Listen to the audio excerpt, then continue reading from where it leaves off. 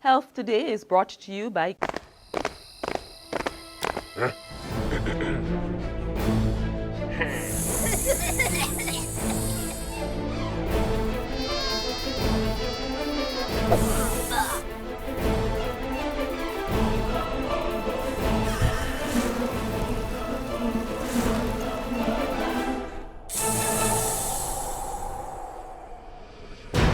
Super Shirtox gets insects for sure.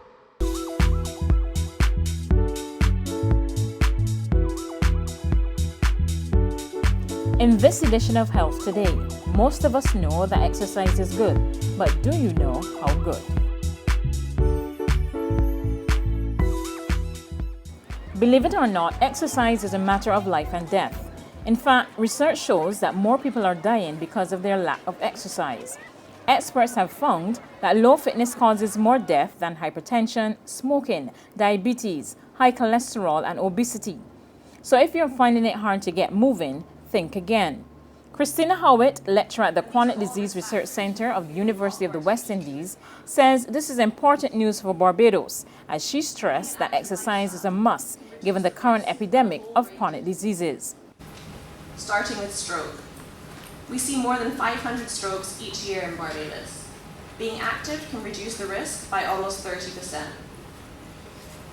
Next up, hypertension and Alzheimer's disease, a reduction for both of these by about 40%.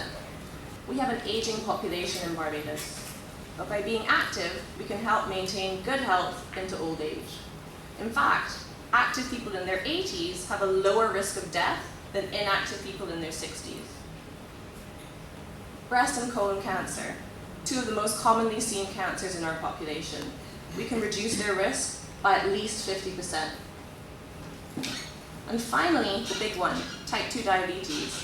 For people who are at high risk of developing type 2 diabetes, we can reduce this risk by almost 60%. Speaking at a recent public lecture entitled Physical Activity, Why We All Plan to Start Tomorrow, Howitt suggested the situation can be reversed if citizens increase their physical activity. But therein lies the problem. The vast majority of Barbadians do not exercise. According to a CDRC study, exercise is not a priority among women, and while men are a little better, it's just not enough. For every 10 Barbadian women, only one gets enough activity. That's right, just the one. So these 9 ladies are inactive. Of these 9 ladies, only 2 actually realize that they're inactive. These 7 ladies think they're doing just fine. So clearly, increasing activity in women in our population is a priority. Starting again with 10 men, only 4 get enough activity. So 6 out of 10 men are not getting enough activity. But only 1 man who's inactive realizes that he's not getting enough activity. These 5 guys think they're doing enough.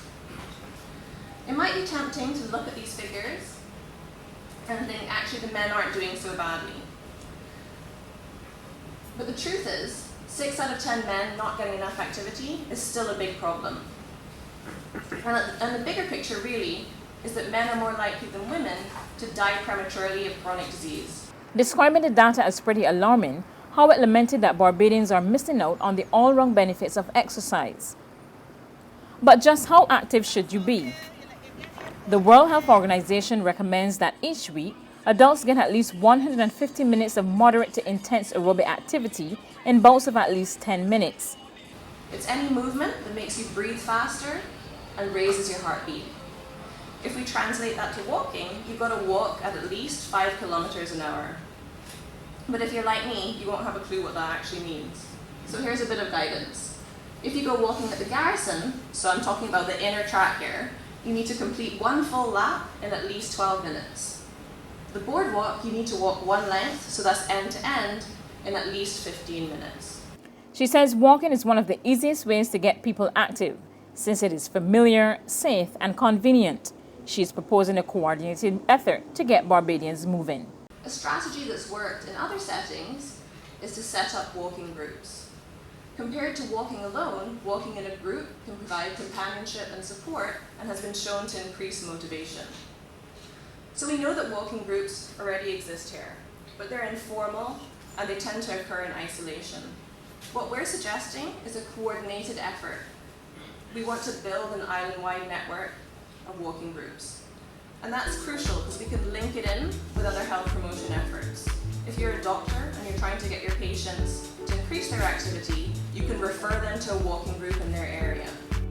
So what are you waiting for? Don't wait until tomorrow. Get moving today.